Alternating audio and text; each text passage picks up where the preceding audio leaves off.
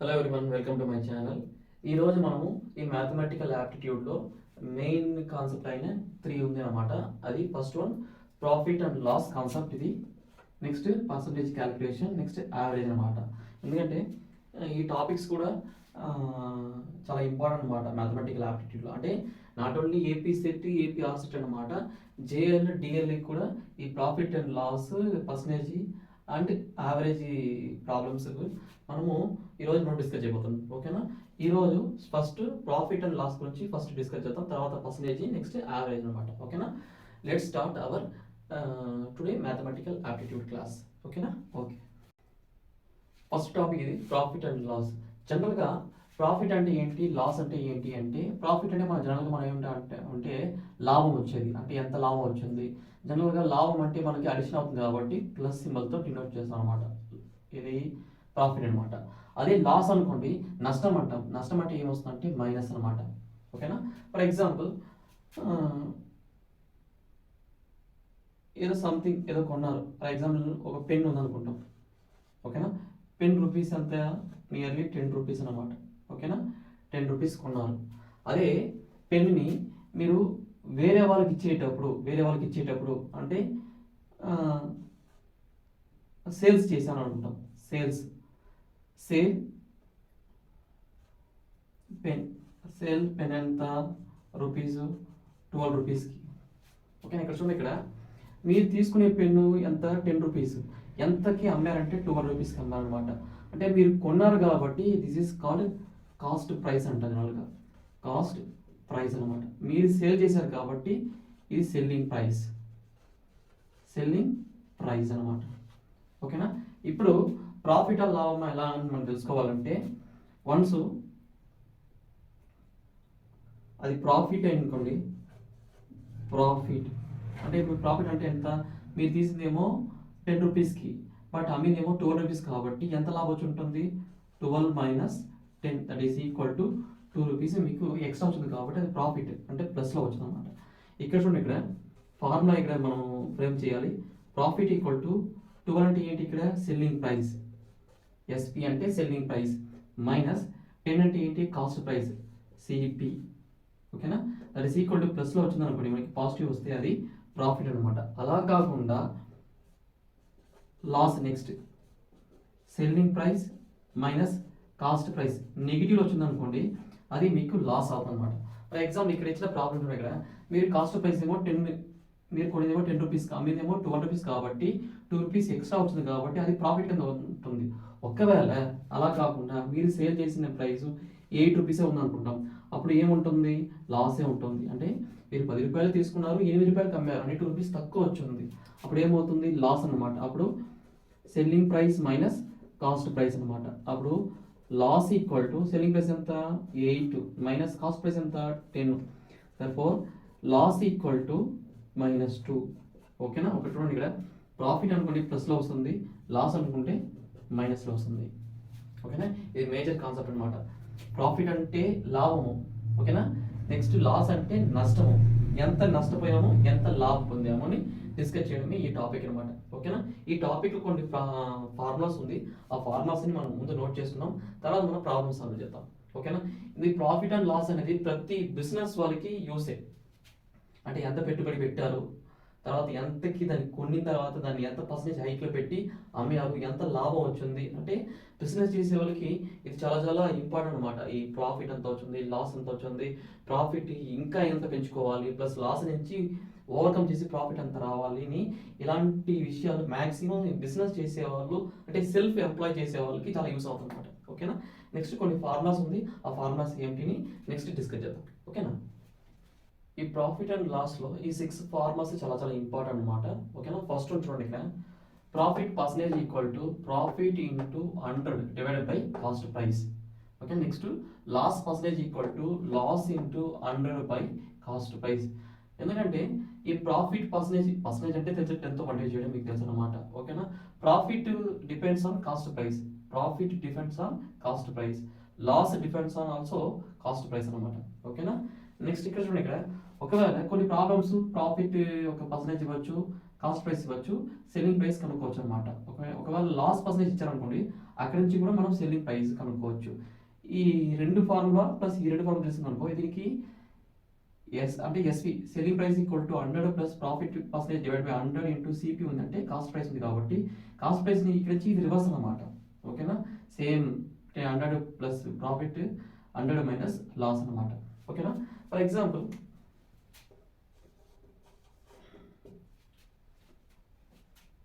Cost price equal to 10 rupees అనుకుంటాం. 10 rupees లేకపోతే వద్దులే 10 తీసుకుంటాం. ఓకేనా, సెల్లింగ్ ప్రైస్ ఎంత ఉంటుందంటే 12 రూపీస్. దానిపై ప్రాఫిట్ ఎంత ఉంటుంది, selling price minus cost price అనమాట. అప్పుడు 12 మైనస్ 10, దానిపై ప్రాఫిట్ ఈక్వల్ టు ఎంత వచ్చింది 2 రూపీస్ అనమాట. ఇప్పుడు ప్రాఫిట్ ఒక పర్సెంటేజ్ కనుక్కోవాలంటే ఏం చేద్దాం మనము జనరల్గా, చూడండి ఇక్కడ ప్రాఫిట్ అంటే profit percentage equal to profit into 100 divide by cost price. ఓకేనా, that is equal to profit ఎంత 2 into 100 divide by cost price ఎంత 10 రూపీస్ అనమాట. ఓకేనా, ఈ 10కి 10 క్యాన్సిల్ అవుతుంది, రిమైనింగ్ 20 అంటే ప్రాఫిట్ పర్సెంటేజ్ ఈక్వల్ టు 20% అనమాట. ఓకేనా, ఒకవేళ లాస్ అయింది అనుకోండి, ఇక్కడే చేద్దాం. Cost price equal to 10 rupees, selling price equal to 8 rupees అనమాట. దర్ఫోర్ లాస్ కదా, loss percentage equal to SP minus CP, that is equal to 8 minus 10, that is equal to మీకు ఏమొస్తుంది ఇక్కడ 2 రూపీస్. ఇక్కడ కూడా ఆ పర్సెంట్ అనేది పక్కన పెట్టండి, అది సైన్ అనమాట. ఓకేనా, అప్పుడు loss percent equal to loss into 100 divide by cost price, that is equal loss ఎంత 2 ఇంటూ 100 ఎంత 100 అంటే ఉంటుంది డివైడ్ బై 10 రూపీస్ అనమాట. Therefore loss percent equal to 20% loss అనమాట. ఓకేనా, అంటే సేమ్ కదా, ఇక్కడ 10 తీసుకున్నాము, ఇక్కడ 12 తీసుకున్నాము, ఇక్కడ 10 తీసుకున్నాము, ఇక్కడ 8 తీసుకున్నాము కాబట్టి 20% అనేది లాస్ ఉంటుంది. ఇక్కడ అయితే 20% అయితే ప్రాఫిట్ ఉంటుంది అనమాట. ఓకేనా, ఇది ఫస్ట్ 2 ప్రాబ్లమ్స్. ఒకవేళ ఇది తీసుకోండి, ఈ 2 ప్రాబ్లమ్స్ నిమిషం దీన్ని రఫ్ చేస్తాను.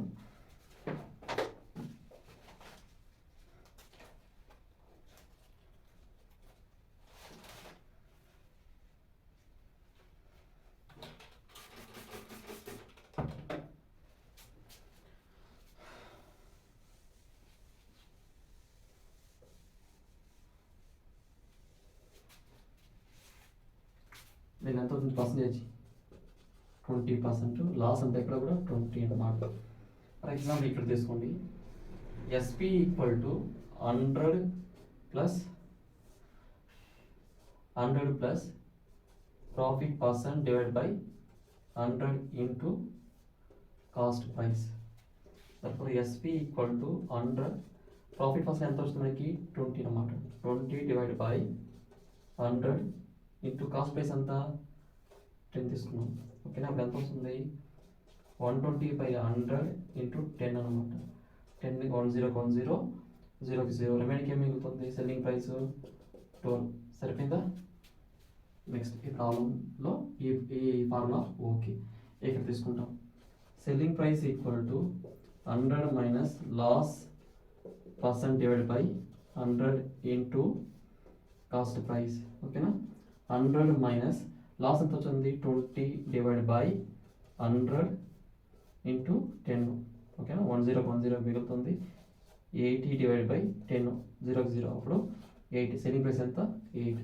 అంటే కాస్ట్ ప్రైస్ ఇచ్చారనుకోండి సెల్లింగ్ ప్రైస్ కనుక్కోవచ్చు, సెల్లింగ్ ప్రైస్ ఇస్తే కాస్ట్ ప్రైస్ కనుక్కోవచ్చు అని చెప్పడానికి ఎగ్జాంపుల్ అనమాట. ఓకే, మళ్ళీ ఒకవేళ కాస్ట్ ప్రైస్ ఇవ్వకుండా సెల్లింగ్ ప్రైస్ కానీ ప్రాఫిట్ ఇచ్చారనుకోండి కాస్ట్ ప్రైస్ ఈజీగా కనుక్కోవచ్చు అనమాట.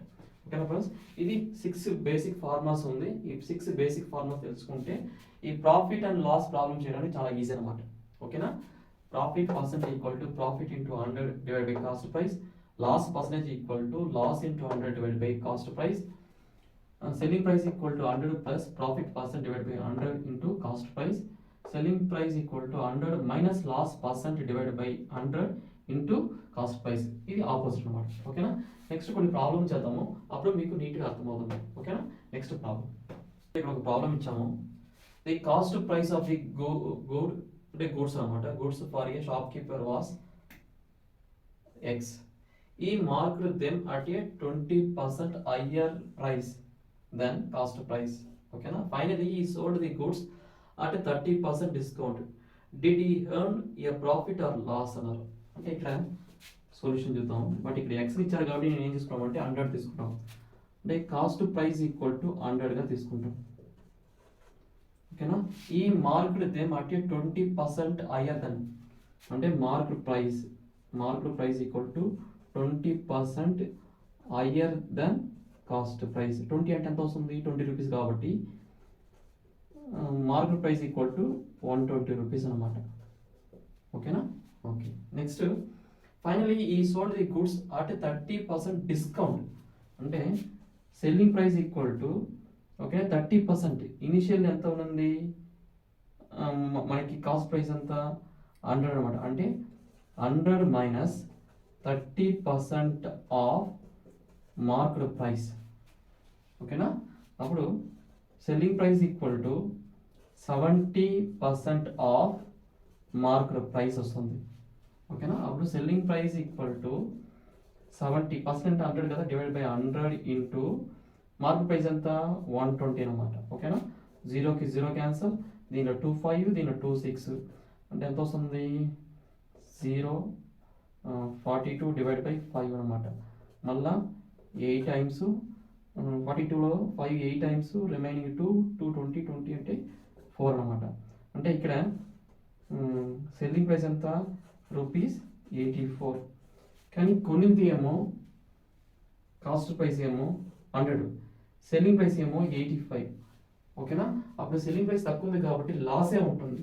అప్పుడు లాస్ ఈక్వల్ టు ఎంత ఉంటుంది, loss 100 minus 84 equal to 16 rupees ఉంటుంది. అంటే 16% అనమాట. ఓకేనా. 16% లాస్ ఉంటుంది అనమాట. ఓకేనా. ఇది ఒక ప్రాబ్లం. నెక్స్ట్ ప్రాబ్లం చూద్దాం. ఇది నెక్స్ట్ ప్రాబ్లం. ఇది an umbrella was sold at a profit of 20%. ఎంత 20% of profit. What is the selling price of the umbrella if the shopkeeper procured it at a cost at 180 అంటే అన్నారు అనమాట. ఓకేనా. 180 ఏం కనుక్కోమన్నారంటే ఓకేనా సెల్లింగ్ ప్రైస్ ఫైండ్ అవుట్ చేయమన్నారు. Already formula ఉంది చూడండి. ఇక్కడ ప్రాఫిట్ నేను చెప్పారు కాబట్టి third one. Therefore selling price equal to 100 plus profit percent divide by 100 into cost price. ఓకేనా. Selling price equal to 100 plus profit price ఎంత 20 divide by 100 into cost price 180. అప్పుడు 120 బై 100 ఇంటూ 180. 0కి 0 క్యాన్సల్, దీని 25 దీని 29 అనమాట. ఇప్పుడు ఎంత వస్తుంది మనకి, మళ్ళీ ఇది క్యాన్సల్ అవుతుంది 1 టైము, దీంట్లో 2 టైమ్ 20, 20లో 4 టైమ్స్ అనమాట. అప్పుడు ఇది ఎంత వస్తుంది 9 4 36 6 రిమైనింగ్ 3 9 2 18 ప్లస్ ఒక 3 21. ఓకేనా. అప్పుడు సెల్లింగ్ ప్రైస్ ఎంత 216 అనమాట. Selling price equal to rupees of 216 అనమాట. ఓకేనా. ఈ విధంగా ప్రాబ్లమ్స్ ఉంటుంది అనమాట ఈ ప్రాఫిట్ అండ్ లాస్లో. ఓకేనా. మనమైతే ఒక 1 or 2 ప్రాబ్లమే చేసాము. But remaining maximum MCQs problems అన్ని మనం ఎంసీక్యూస్ సపరేట్గా సాల్వ్ చేస్తున్నాం కాబట్టి సపరేట్ వీడియో అప్లోడ్ చేస్తున్నాము. ఆ వీడియోలో మిగతా మ్యాథమెటికల్ సంబంధించిన ఈ ప్రాఫిట్ అండ్ లాస్ ప్రాబ్లమ్స్ అన్ని మనము సాల్వ్ చేస్తున్నాం అనమాట. Okay friends. Okay. Next concept అనమాట. ఇది నెక్స్ట్ కాన్సెప్ట్. ఇది పర్సంటేజ్ క్యాలిక్యులేషన్ ఎలా చేయడం. జనరల్గా మనము ఈ 10th class intermediate UG PG marks calculate చేయడానికి ఏం చేస్తామంటే, ఫర్ ఎగ్జాంపుల్ 10th క్లాస్ అనుకోండి, మార్క్స్ 10th క్లాస్ పర్సంటేజ్ కనుక్కోవాలి. 10th క్లాస్ పర్సెంట్ ఏం చేస్తామంటే మీకు వచ్చిన మార్క్స్ ఫర్ ఎగ్జాంపుల్ 450 వచ్చింది అనుకుంటాం. 450 మార్క్స్ వచ్చింది. అది ఇన్ టర్మ్స్ ఆఫ్ పర్సంటేజ్గా మార్చాలి అనుకోండి, డివైడ్ బై 600 చేస్తారు. ఓకేనా. 600 ఇంటూ 100 చేయాలి మళ్ళీ. ఓకేనా. అది పర్సంటేజ్గా మార్చుకోవడం. 20కి 20 క్యాన్సిల్ అవుతుంది. అప్పుడు 450/6 అంటే 6 అనేది 45 9 టైమ్స్ ఉంటుంది. అంటే 6 6 36 6 7 42 అన్నమాట. అంటే 42 రిమైనింగ్ ఇక్కడ ఏముంది 3 ఉంది. 3 అంటే 30. 30లో 6 ఎన్ని టైమ్స్ ఉంటుంది 5 టైమ్స్ ఉంటుంది. అంటే ఎంత వస్తుంది 10th క్లాస్లో మార్క్స్ ఏమో 450 వచ్చింది అనుకోండి, అప్పుడు 75% మనం క్యాలిక్యులేట్ చేస్తాం. కానీ ఇక్కడ ఏం చేస్తున్నామంటే కొన్ని పర్సెంట్ డైరెక్ట్ ఇస్తారు, పర్సెంటేజ్ ఇస్తారు, దానికి ఫ్రాక్షన్ కానీ డెసిమల్ పాయింట్స్ ఏమొస్తుంది మనం ఫైండ్ అవుట్ చేయాలంట. ఓకేనా?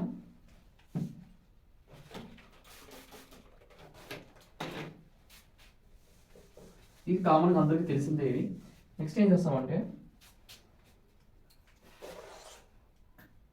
ఎగ్జాంపుల్ 12% అంటాం. అంటే 12 అంటే ఏమి, 12/100. దీన్ని ఫ్రాక్షన్గా మార్చాలనుకోండి, ఇది 2 టైమ్స్, దీనిలో 250 అనమాట. ఓకేనా?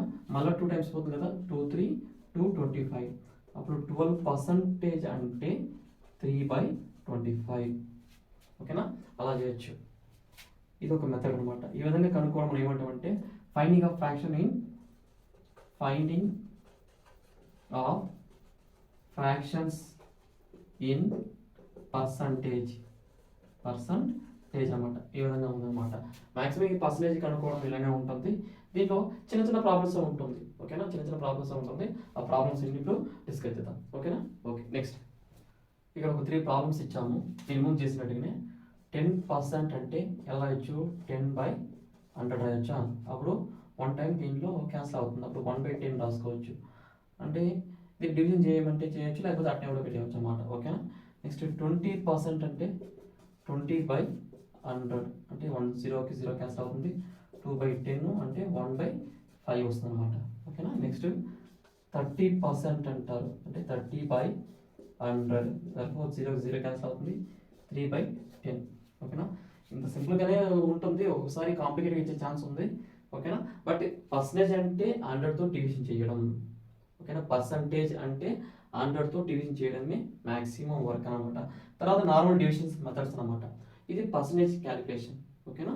Next concept average find out చేయడం. ఓకేనా? యావరేజ్ ఫైండ్ అవుట్ చేయడం అనమాట నెక్స్ట్ కాన్సెప్ట్ ఇది యావరేజ్ ఫైండింగ్. జనరల్గా యావరేజ్ అంటే ఏంటంటే, యావరేజ్ ఎలా ఫైండ్ అవుట్ చేస్తామంటే some of observations divided by number of observations. ఓకేనా? ఇది గుర్తుపెట్టుకోండి. Average equal to some of observation divided by number of observation అన్నమాట. ఓకేనా? ఫర్ ఎగ్జాంపుల్ సమ్ క్వాంటిటీస్ ఉంది, ఎక్స్ వై జెడ్ ఉందన్నమాట. ఓకేనా? ఇప్పుడు average equal to x plus y plus z divide by 3 అనమాట. ఎందుకంటే సమ్ ఆఫ్ అన్నారు, సమ్ ఆఫ్ అబ్జర్వేషన్ అంటే x plus y plus z అవుతుంది, divide by number of observation 1 2 3 ఉంది కాబట్టి 3 అనమాట. ఓకేనా? ఇది ఫార్ములా. నేను అయితే 3 తీసుకున్నాను, కంపల్సరీ 3 ఉండాలి కదా, నంబర్ ఆఫ్ ఉంటుంది. ఓకేనా? లేకపోతే ఇలానే పెట్టుకోండి. ఓకేనా? ఇది n+3+ ఉంటాం అనమాట. అందుకే జనరల్ టర్మ్ ఎలా రాస్తామంటే యావరేజ్ ఈక్వల్ టు, ఓకేనా, x1 plus x2 plus x3 and so on divided by n అని పెట్టాం. ఈ మ్యాథమెటిక్స్ బ్యాక్గ్రౌండ్ వాళ్ళు అయితే ఇలా రాస్తారన్నమాట. బట్ నాన్ మ్యాథమెటిక్స్ వాళ్ళకైతే షార్ట్గా గుర్తుపెట్టుకోండి, some of observation divide by z ఇది. ఓకేనా? Some of observation divide by number of observation. లేకపోతే x1 plus x2, ఇది x1 అనేది ఒక observation, second observation, third observation, అలాగే n అబ్జర్వేషన్ ఉంటుంది, divide by total number n అనమాట. ఓకేనా? ఈ యావరేజ్ సంబంధించిన ప్రాబ్లమ్స్ ఏముంది, 1 or 2 ప్రాబ్లమ్స్ చేద్దాము. రిమైనింగ్ టోటల్ ఎంసీక్యూస్ అన్ని సపరేట్ మనం వీడియో చేద్దామని ఆల్రెడీ మీకు చెప్పాను. ఓకేనా? కాన్సెప్ట్ టైప్ చెప్పేటప్పుడు మాత్రమే ప్రాబ్లమ్స్ తక్కువ చెప్తాము. సపరేట్గా మనము ఎంసీక్యూస్ మాత్రం సపరేట్గా మనము డిస్కస్ చేద్దాం. ఓకేనా? ఓకే. ఇక్కడ ఒక ప్రాబ్లం ఇచ్చాము. If A candidate scores 5, 15, 25, 10 and 15 marks in different subjects, then calculate the mean marks scored by the candidate. Mean అంటున్నా, ఓకేనా, యావరేజ్ అన్న రెండు ఒకటే. సొల్యూషన్ చూద్దాము. యావరేజ్ ఈక్వల్ టు అంటే సమ్ ఆఫ్ అబ్జర్వేషన్ అన్నమాట. అంటే 5 + 15 + 25 + 10 + ఒక్క నిమిషం 15 అని చెక్ చేసుకుంటాము. Okay, correct. 15 డివైడ్ బై 1 2 3 4 5 అనమాట. 5 అంటే ఇది 20 అవుతుంది, ఇది 25 అవుతుంది. ఓకేనా? 20 + 25 + 25 అనమాట. అంటే టోటల్ అంతా 70/5 అనమాట. అంటే 5 టైంలో 1 టైం దీనిలో, దీనైతే 1 టైం, రిమైనింగ్ 2 20లో 4 టైమ్స్ అన్నమాట. ఓకేనా, ఇప్పుడు యావరేజ్ ఎంత వస్తుంది, 14 వస్తుంది అనమాట. ఓకేనా, ఇది ఫ్రెండ్స్. ఓకేనా, ఇది ఫ్రెండ్స్ యావరేజ్ ఫైండింగ్కి సంబంధించిన ప్రాబ్లమ్స్. ఇది ఇంకా చాలా ప్రాబ్లమ్స్ ఉంది, బట్ ఇది మనం కొన్ని ప్రాబ్లమ్స్ మనమే చేసుకుంటున్నాము. రిమైనింగ్ ప్రీవియస్ ఎంసీక్యూస్లో ఉండే, అంటే ప్రీవియస్ ఎంసీక్యూస్ ఎలా ఉంది అది ఒకరోజు సపరేట్గా మనం డిస్కస్ చేద్దాం.